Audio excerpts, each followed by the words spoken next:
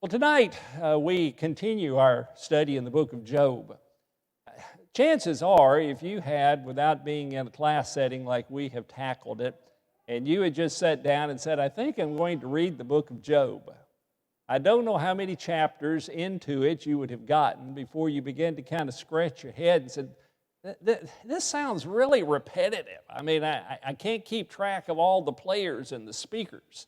So we've tried to break this 42-chapter book down into different segments to help us understand the thought process, what God, I believe, wants us to gain from our study in the book.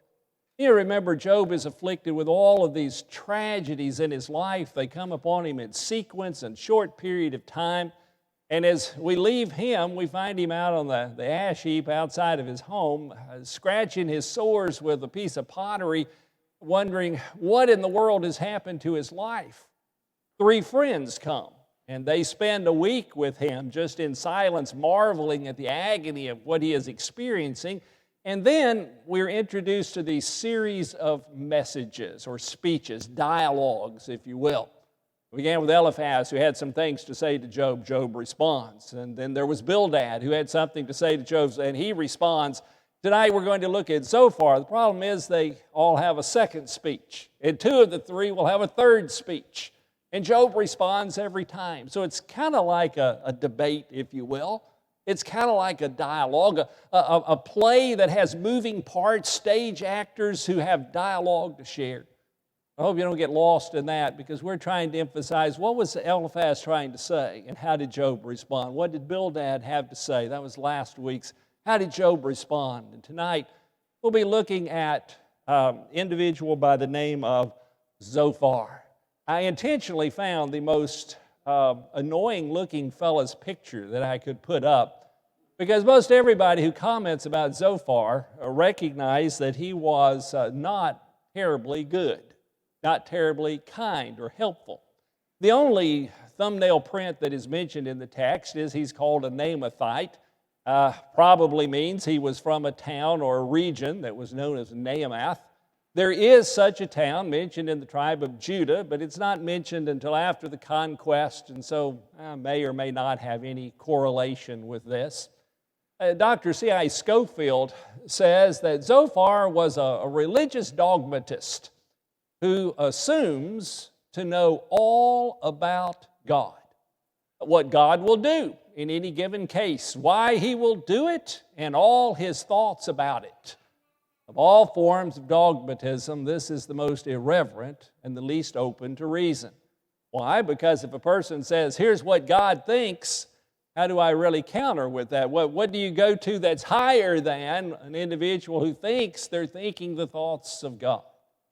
I always like David Atkinson in his commentary series. He says of Zophar, he is a rather nasty piece of work. Zophar is high on the list of those without whom we could happily live if we never saw them again. Well, it kind of reminds me of the Dixie Chicks song about Earl, who was a missing fellow who nobody really missed at all. Well, maybe that's an overstatement of Zophar's case, but we'll begin and look at his 2 speeches and see some of the things that he says to Job.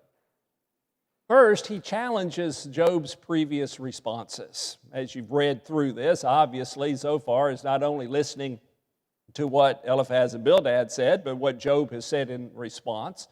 And so in Job chapter 11, Zophar, the Naamathite, answered, shall a multitude of words go unanswered, and a talkative man be acquitted? Shall your boasts silence men? And shall you scoff and none rebuke? For you have said, my teaching is pure and I'm innocent in your eyes. But would that God might speak and open his lips against you. You know, it's one thing to maybe have a bad feeling toward an individual who's suffering. It's something else that you want God to have equally bad thoughts and responses to that individual who is suffering. As he continues in that first speech, he's going to affirm God's perfect wisdom. It's actually one of the things when you slide into Job's run, Job fully agrees with. Job will make no question as to the truth of Zophar's affirmation of God's perfection and God's greatness. Can you discover the depths of God? Can you discover the limits of the Almighty? They are high as the heavens. What can you do? Deeper than Sheol. What can you know? Its measure is longer than the earth and broader than the sea. Now, his ultimate point is going to be, I know you've had some thoughts that you've postulated before us, but your wisdom, your insight can by no means measure to the wisdom and the insight of Jehovah God. He'll make no mistakes. In the second speech, Zophar is going to make a series of very forceful attacks against Job. It's really in this second speech that we find this characteristic of him that is no longer really interested at all in the suffering of Job. And I mean that's Job's personal suffering.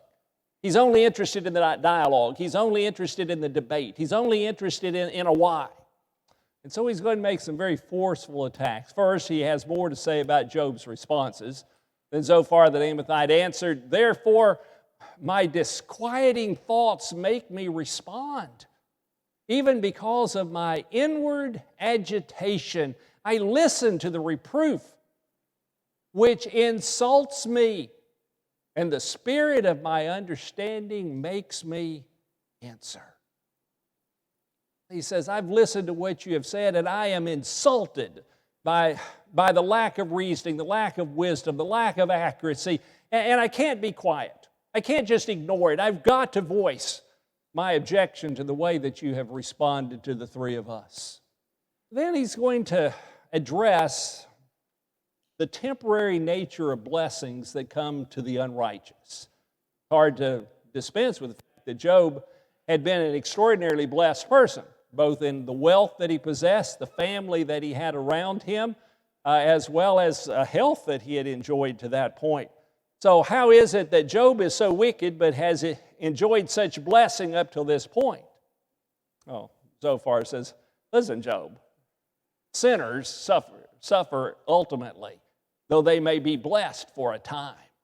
So kind of an extensive reading out of Job 20. He says in verse 5, that the triumphing of the wicked is short, and the joy of the godless momentary. Now, he doesn't put Job's name in the verse, okay? But you don't have to be too sharp in order to see that this is what he really feels about Job. He's wicked and he's godless. And therefore, he had a period of time in his life where things were good, but they go downhill. Picking up at verse 15, he swallows riches, but will vomit them up. That's the wicked person. He enjoys the good meal. He enjoys the tastiness of the blessings of God, but he then vomits them up. God will expel them from his belly. He sucks the poison of cobras. The viper's tongue slays him. He does not look at the streams, the rivers flowing with honey and curds. He returns to what he has attained, and he cannot swallow it. As to the riches of his trading, he cannot even enjoy them. For he has oppressed and forsaken the poor.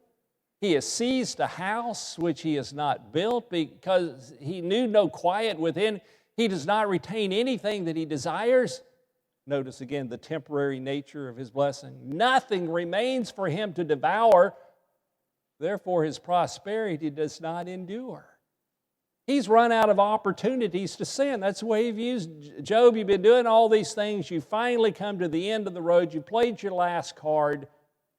And now God has recompensed you for such things as having seized a house which you had not built and oppressing and forsaking the poor.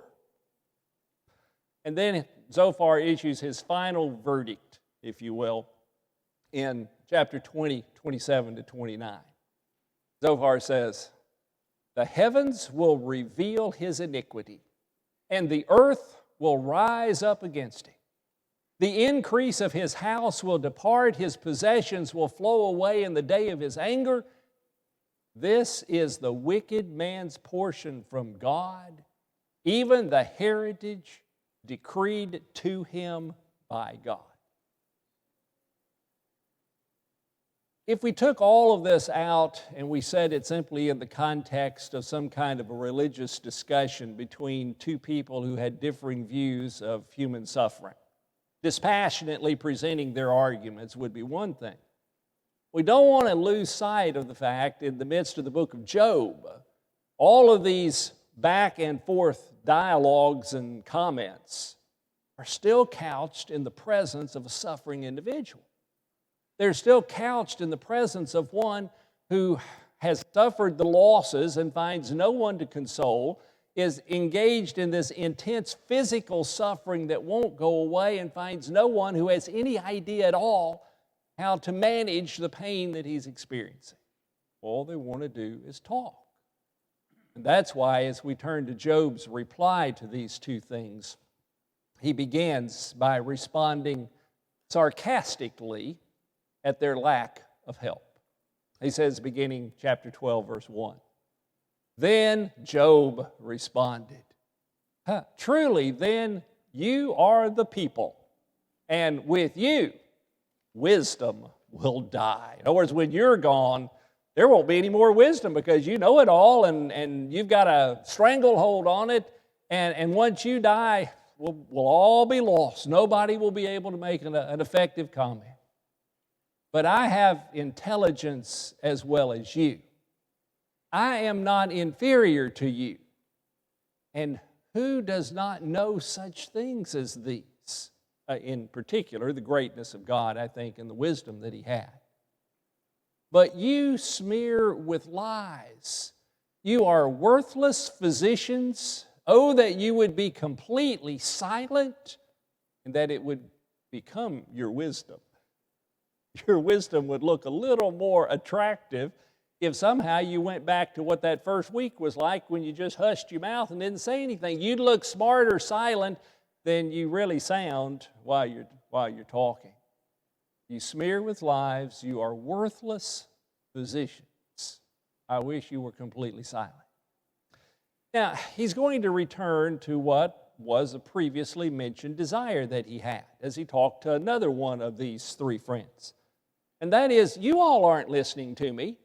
You know, I keep crying, I keep asking for help, I keep asking for evidence, but you don't offer me anything. So if I can't talk to humans, I need a presence before God. I need to go to him. Verse 13, "Be silent before me so that I may speak. Then let come on me what may. Why should I take my flesh in my teeth and put my life in my hands? Though he slay me, I will hope in him. Nevertheless, I will argue my ways before him. This also will be my salvation, for a godless man may not come before his presence." Listen carefully to my speech, and let my declaration fill your ears. Behold now, I've prepared my case. I know that I will be vindicated. Who will contend with me? For then I would be silent and die. Only two things do not do to me. Then I will not hide from your face. Remove your hand from me, and let not the dread of you terrify me. We'll think a bit more about the big picture of what he's asking for in a moment, but before we slide from the slide, there are two things that he desires. That is his relief. But look at that in verse 21. Remove your hand from me, and let not the dread of you terrify me.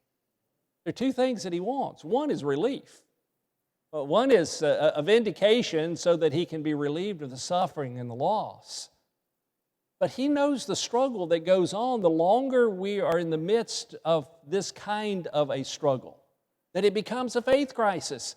And he says, I don't want to have a dread of you. Ever known somebody that their presence, almost any time they walked into a room, made you feel just a little anxious? Maybe it raised your blood pressure. Maybe it's a doctor and you have white coat syndrome and they come in and all 10 points, blood pressure immediately goes up. You just have a dread of that. Maybe it was in school, it was a principal or a teacher or somebody. You just knew they were going to pick on you. You just knew this one teacher was going to call on you in class. And so you just develop this negative emotion. It's in the pit of your stomach whenever you see them. Job doesn't want to get to the point that every time he thinks about God, that he thinks about his suffering. He doesn't want God to become synonymous with his pain and his angst that he's going through. Remove your hand from me, and let not the dread of you terrify me. Now, as you think about that longer section, 13 through 21, what Job is saying is, I've prepared a case. You ever done that? In your mind, you had a case you were going to present to a boss or to a neighbor, a friend, somebody, and you have like 5 reasons why. You've worked up your case. Job has his. He has his legal brief. He's ready to go talk to God and plead his case. But he also knows that he doesn't have any standing to do that. We do, and we talked about that last week through our high priest Jesus, have a right to approach the throne of God. Job didn't feel that. He didn't feel any access, any worthiness. He had no appeals court to go through. He couldn't go knock on the door of God and say, here I am, I want to present my case. So his fear is that if he presents his case before God, God's just going to strike him dead for having come into his presence. It reminds me of the story in Esther chapter 4. Mordecai has come and told Esther about what it is that Haman has plotted and what the king has signed and how ultimately the Jews are going to be disgraced and going to be destroyed. And she says, well, I can't go in to see the king unless he invites. I know I'm his wife, but if he doesn't invite me to come in, if I'm not granted that invitation, anybody who comes into his presence uninvited can be executed. If he doesn't extend the golden scepter to me, I'll be executed. And so Mordecai pleads with her a bit and says, don't you think that maybe you've come to this situation for just such a time as this to intervene? And so here's her response in verse 16. Go assemble all the Jews who are found in Susa and fast for me. Do not eat or drink for 3 days, night or day. I and my maidens will also fast in the same way. And thus I will go into the king, which is not according to the law. And if I perish, I perish. And we praise her courage because she does that, and she's granted mercy, and you know how that story begins to move forward. But that's the same sensation that Job is thinking. If I come to the presence of God, I may not ever get to point 1. I may never get to deliver my case. I'll just be struck dead in the presence of God for having come. That's part of his response.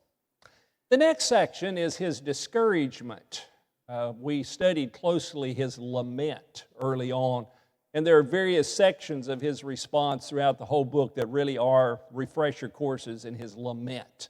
His ability to honestly portray and project his emotion to the very throne of God. He has some discouragement, but I want you to see that his faith is always sustained in the midst of it. Chapter 14.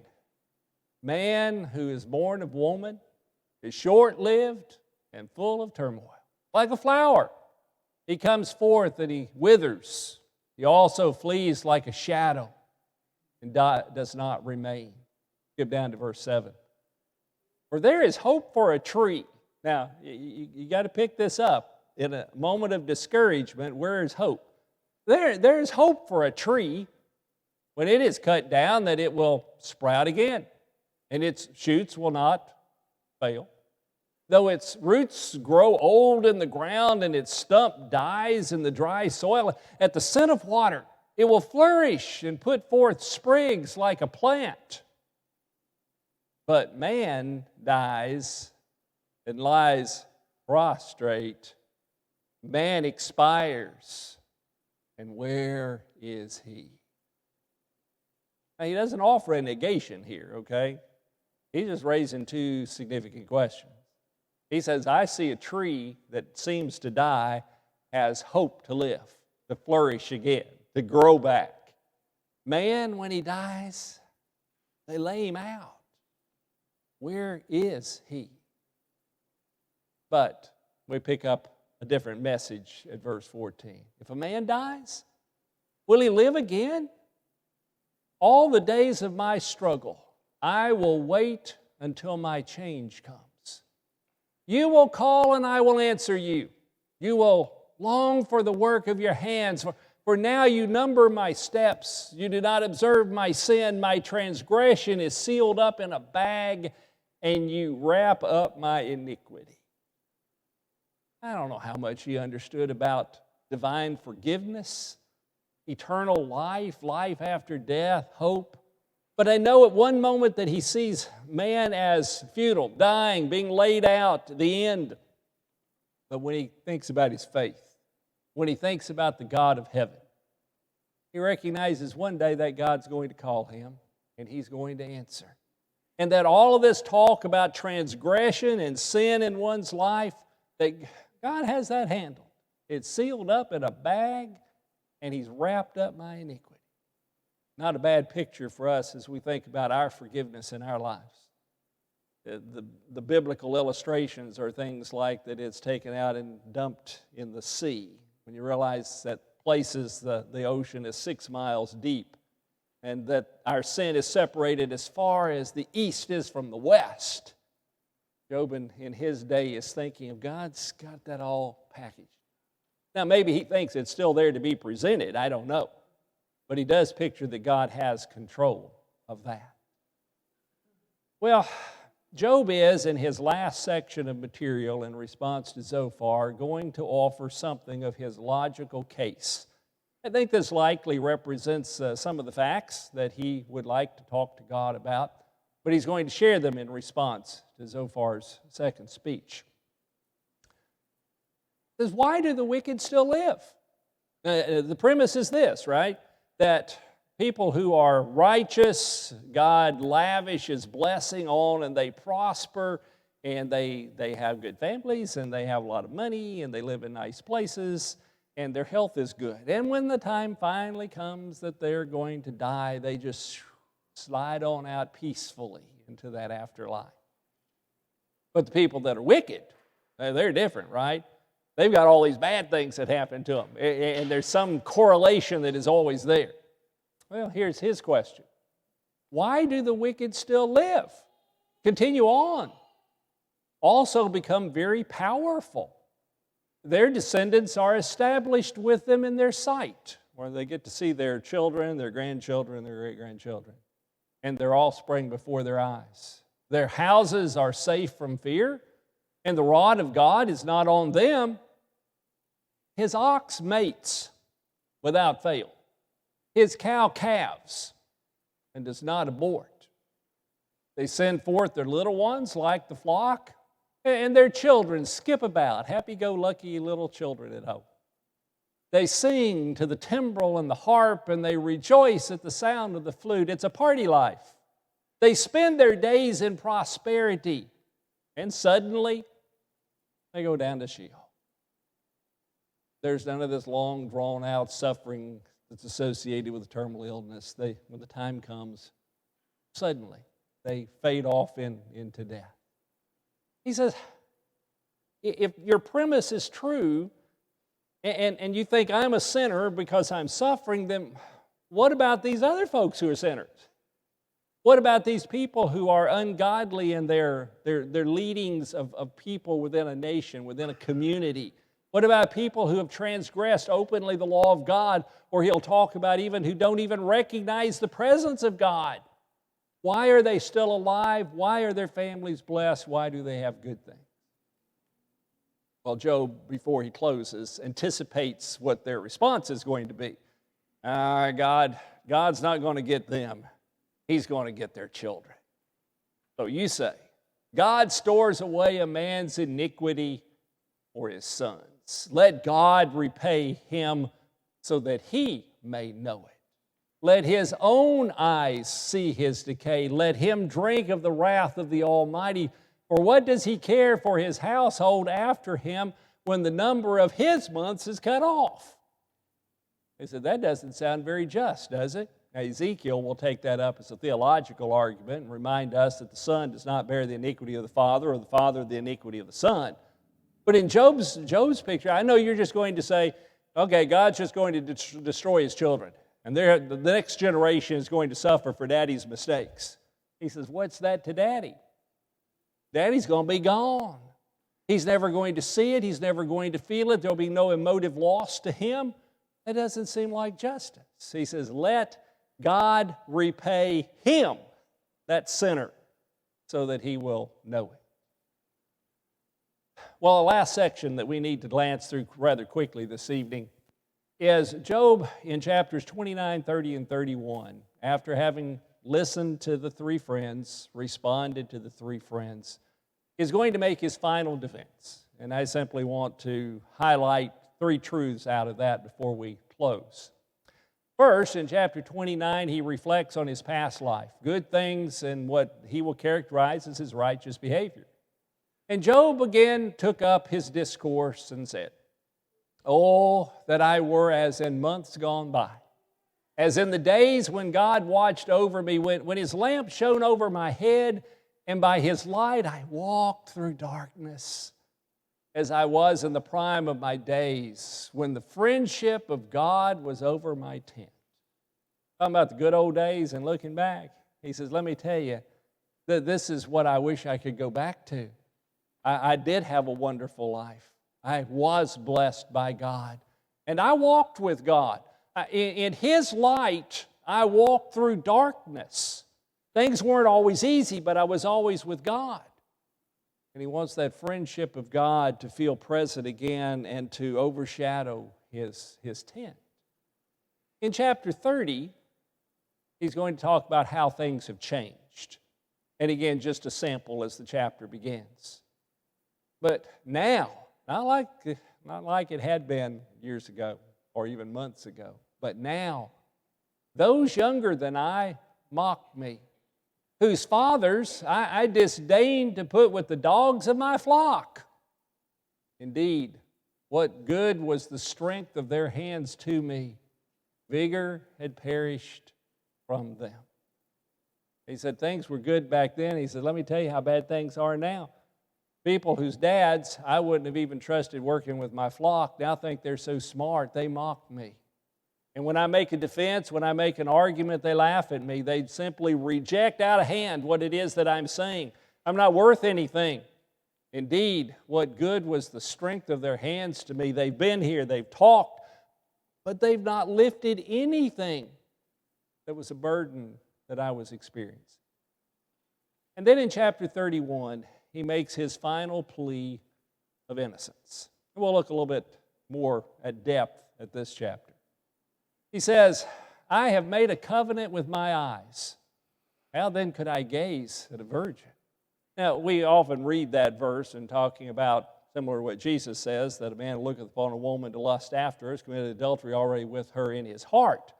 God has always wanted us to make a covenant with our eyes that says, I'm not going to let my eyes look at certain things. And so he says, I made this covenant. I made this contract, this promise, vow, whatever word you want to put in there. I've made that. And so if you're thinking that I've been fooling around, if you think I've been sexually inappropriate in some kind of setting, doesn't that would run against the total character of who I am? Picking up at verse 5. If I have walked with falsehood and my foot has hastened after deceit, let him weigh me with accurate scales and let God know my integrity. If my step has turned from the way, or my heart followed my eyes, or if any spot has stuck to my hands, let me sow in another ear. If I've done any of these things, let me tell you what response. I want to put out a whole year of crop. I want to plant it. I want to cultivate. I want to have it ready to harvest, and then I want somebody else to be the one who eats it. Let me sow and another eat. Let my crops be uprooted. If I have kept the poor from their desire, or have caused the eyes of the widow to fail, or have eaten my morsel alone and the orphan has not shared it, but from my youth he grew up with me as with a father, and from infancy I guided her. If I have seen anyone perish for lack of clothing, or that the needy had no covering, if his loins have not thanked me, and if he has not been warmed with the fleece of my sheep. You see all these hypothetical situations as, if this happened, if this happened, if this happened.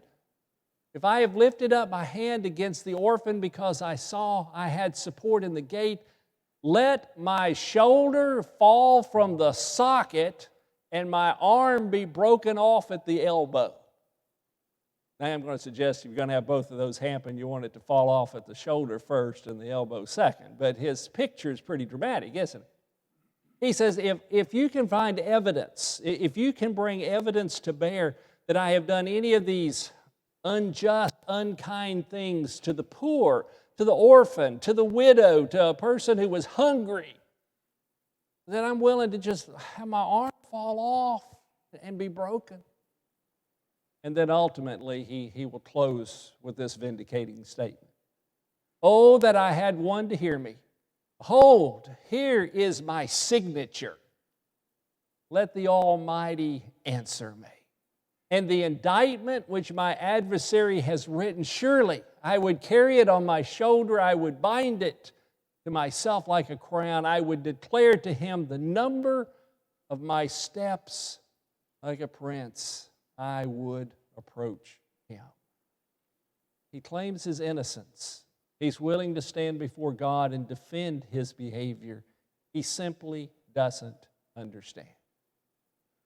Well, two brief observations before we close. Our ministry note, as we've been trying to become better people at ministering to those who are hurting, is meet others on an emotional plane.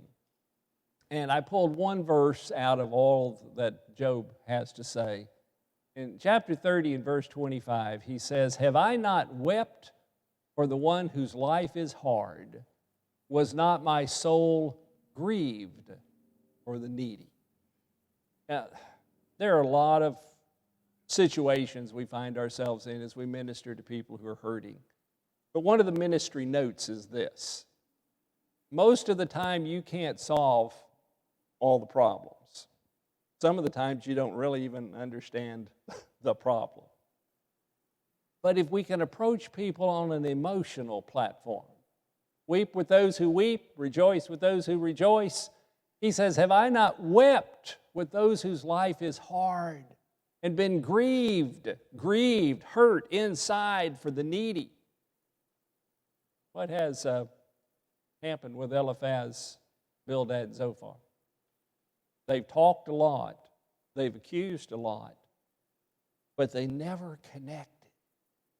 Where was there I sure hate you're going through this, Job. I've never experienced this, but it must really be tough. Could we pray? Where's the emotive response that tries to connect? It's not there. I think that's useful to us. And the key observation for number 8 for us to put in our list, be cautious in speaking for God. I've been blessed, not so much the last couple of years, but for many years in being a part of a preacher's group that met on the third Monday, different places around. And we had a little group therapy type part of our 3 hours that we spent together that day. Had somebody who helped us, and we had a number of rules that were a part of that group therapy, about confidentiality and things. But one of the rules was, I speak for me, you speak for you, and let God speak for God. Now, if you want to speak for God, you better be able to read a verse, because therein is how God has spoken to us. But isn't that what he accuses his friends of? You have accused me on behalf of God. You have the wisdom of God. You're the voice of God. And so let's be cautious when we try to help people make some sense out of their chaos and their confusion, lest maybe we inappropriately attach something to God that we don't know. And I say, hey, have you thought about it? But they went far beyond that.